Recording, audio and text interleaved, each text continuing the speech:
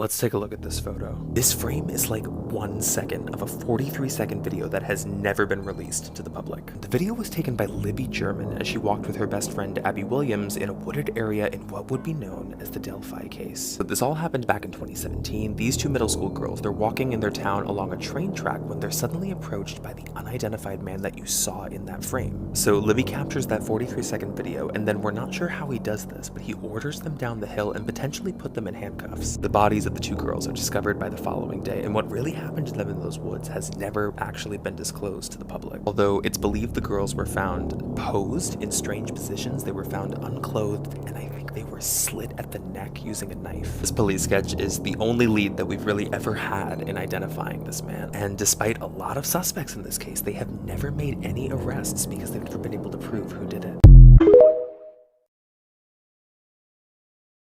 These are scary cartoon truths that'll terrify you, part 16. Charlie Brown apparently has cancer. The most obvious clue that Charlie Brown has cancer is that he is mostly bald except for the one small tuft of hair on the front of his head. No other character in the show appears as bald, so it implies that it just wasn't a random characteristic style. The other odd thing about Charlie Brown is his down and out personality. He's always dealing with existential crises, way deeper than any normal 8-year-old should contemplate. The theory goes on to suggest the reason that nothing ever works out for him, and his life is always a disaster, is because he's in a hospital bed, slowly fading away and projecting his sadness into dreams. She had no idea that after a fun night out, something followed her home. This is the chilling story of the uninvited guest. For a friend's birthday, Chloe and a few of their pals decided to book a tour of a haunted home on the other side of town. Chloe didn't believe in ghosts or any of that stuff, but agreed and thought it would be a funny night out. The night of, the group met up with the ghost hunter Steve, who gave the tour. He was really quirky and was obviously a big believer in the supernatural. Steve told the group that through prior investigations, they found the original owners of the 1900s mansion tragically passed in the home, and since it seemed to be some kind of a spiritual portal. There were reportedly numerous ghosts there, some tied to the home and others that seemed to be there just to cause trouble. Chloe laughed and honestly thought the whole thing was kind of comical. They did the standard tour, turning off all the lights, and Steve placed groups in different rooms of the home, and just as she guessed, nothing happened. As she left, she made a comment to Steve saying, "Well, I guess the ghost took the night off." They all went to get dinner and drinks afterwards, and Chloe finally got back to her apartment around midnight. She got ready for bed, lay down, and couldn't have been asleep for more than 10 minutes when all of a sudden she felt the sensation that someone had sat down on the bed next to her. The bed creaked and she felt a freezing cold breeze. She immediately jumped up and turned on the light, but there was no one there. She tried to brush it off, woke up the next morning, and got ready to walk to Pilates. It was only a 10-minute walk, and she made a turn down an empty street when suddenly, coming up from behind her, she felt that freezing air again and then heard a mischievous laugh in her ear. She turned around and again, no one there. That night, she got into bed and after an hour of tossing and turning, finally fell asleep. Just a short time later, she heard the unmistakable sounds of her floorboards creaking in her hallway, as if someone was walking around out there. She froze in fear and suddenly felt that cold breeze again, and felt someone standing over her. She jumped up, turned on the lights, and again, no one there. She was so desperate the next day she called Steve, the tour guide, and told him what had been going on since she left.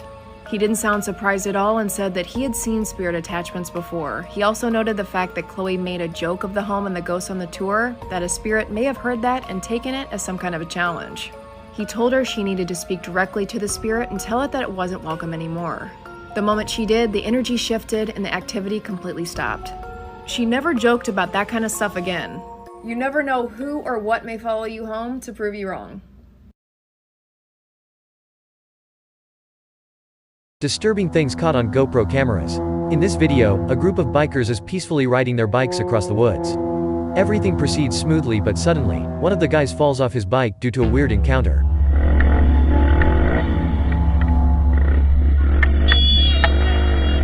One of the bikers tries to follow the strange figure, but it's too late.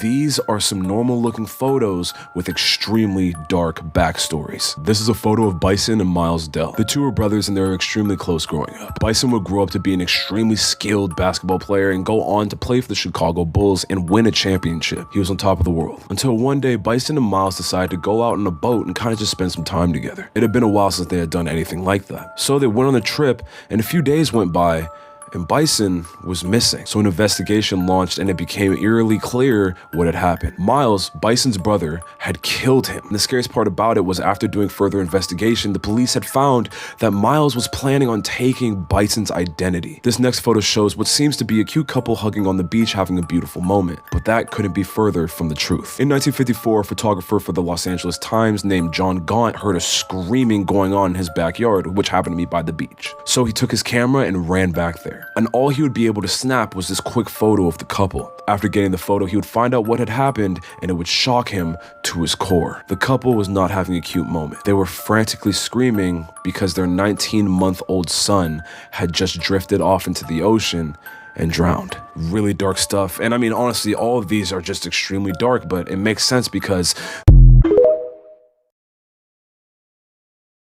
facts about Catholicism that will haunt your nightmares. Some Catholics actually volunteer to be non-lethally crucified on Good Friday. Sterilized nails are driven into their palms and they are hung on crosses. Hans Schmidt is the only Catholic priest to have ever been executed in the US. He killed his pregnant mistress, drank her blood, and dismembered her body. He was executed via electric chair in 1916. There's an autoimmune disease known as anti-NMDA receptor encephalitis that mimics the symptoms of demonic possession, and it was found within the last 10 years. It affects mostly young women and can come on with no warning whatsoever. But is it at all possible that this is just science's way of explaining a real phenomenon? Well, if you're interested in exorcisms or demonic possessions, make sure to check out Pray for the Devil, coming to theaters October 28th. The story follows a young nun who becomes the first female exorcist and she encounters a familiar demon. It'll leave you horrified and disturbed just in time for Halloween.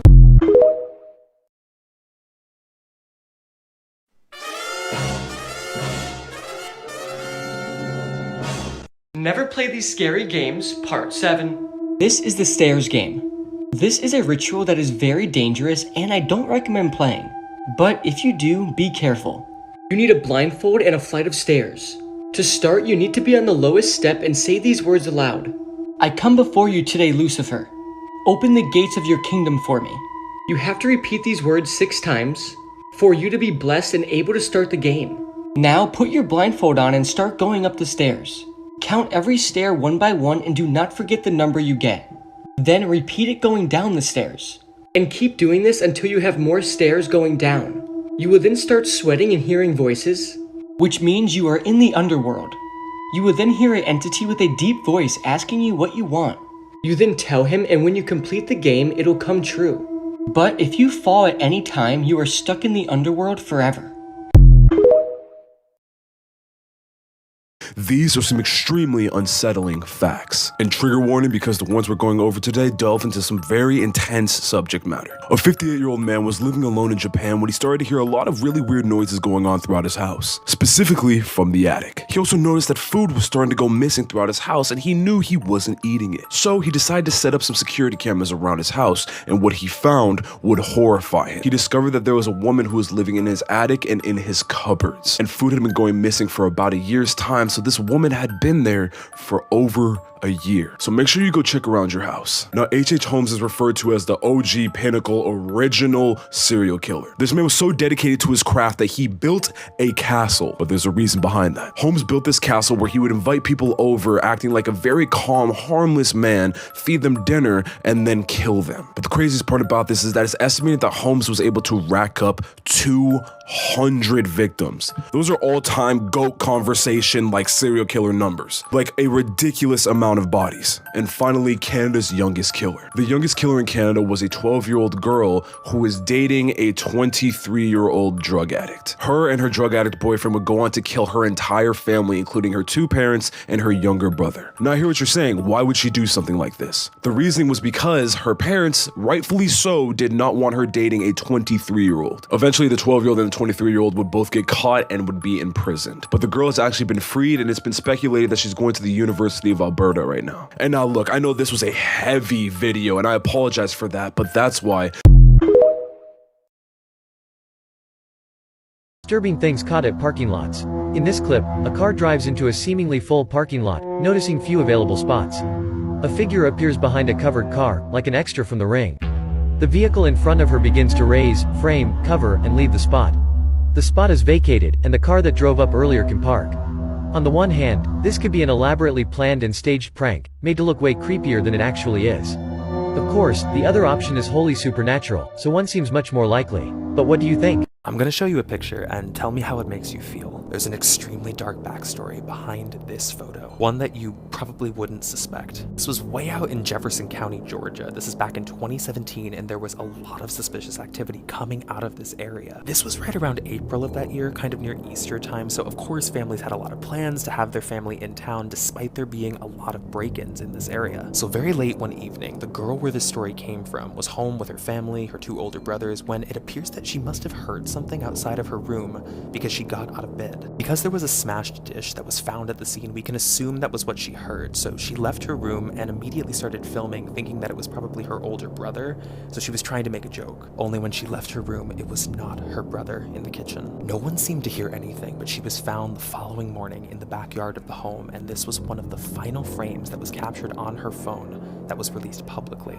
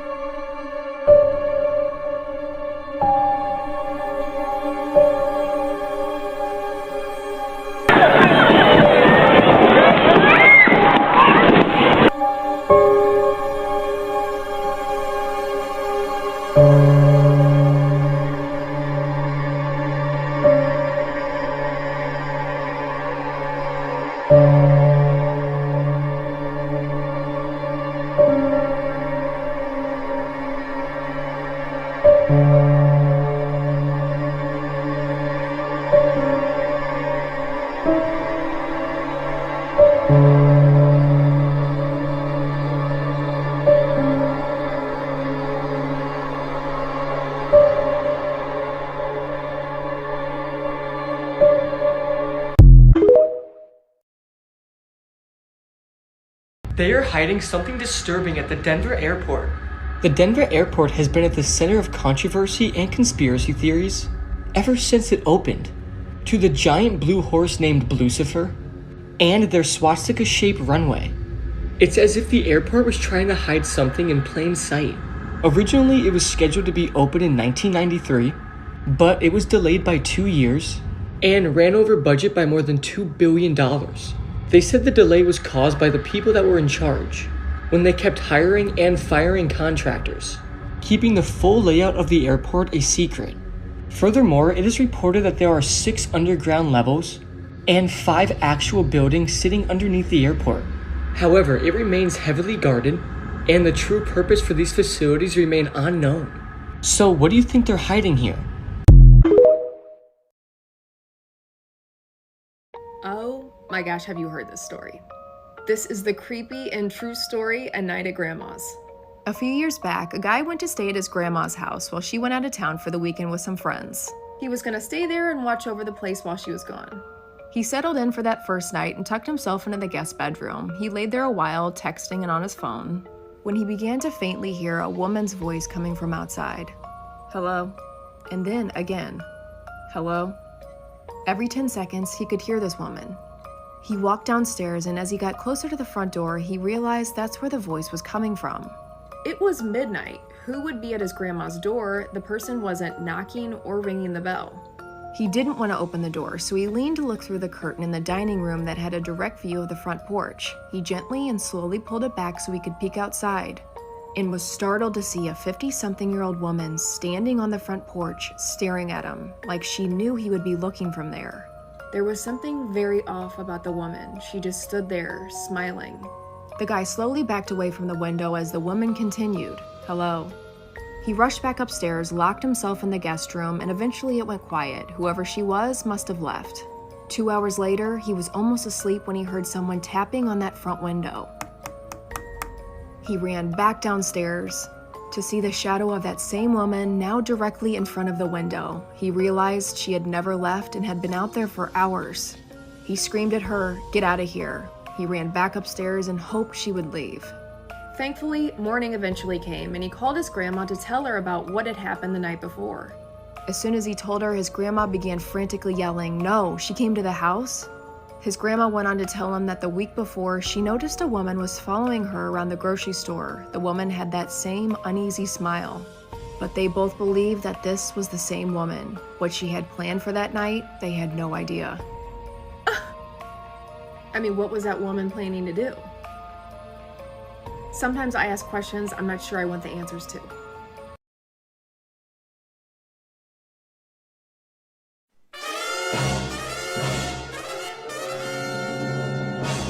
You have to hear this. Imaginary friends might not be so imaginary. A 15-year-old girl named Madison said that when she was 3, she had an imaginary friend named Kellum. Her mom, Kelly, didn't think much of it, but gradually, Kellum started to feel less and less imaginary. Madison said that Kellum was a tall man in his 40s that was always wearing work clothes. One day, Kelly caught Madison singing an old song called Daisy Bell, and when she asked her where she learned it from, Madison said that Kellum had taught it to her. Madison's mom, Kelly, still wasn't spooked though, but things started to get creepier and creepier. Madison said that at first, her imaginary friend Kellum was very nice, but as time passed, he wasn't so nice anymore. She said that he would start to yell at her, tap on her windows, and keep her up all night. He would always want to talk and play and would just never let her go to sleep. She became very afraid of Kellum, and she told her mom that his face just doesn't look the same anymore. She said that he started to look sick and his face got skinnier and his eyes became sunken in. All of this was very scary to her, but one night things escalated to a whole new level. Madison said that one night Kellum was being very aggressive and he walked up to her and grabbed her by the wrist. She screamed for her mom and Kelly came and picked up her daughter. The windows in Madison's room were blowing like there was a big gust of wind, but to Kelly's surprise, the windows were closed. Kelly eventually contacted her father, who was a pastor. He anointed the house with crosses of oil and Kellum never came back. But the story doesn't end there. Later on, Kelly did a property search and found out that the house adjacent to theirs was bought in 1941 by a man named Callum Beasley.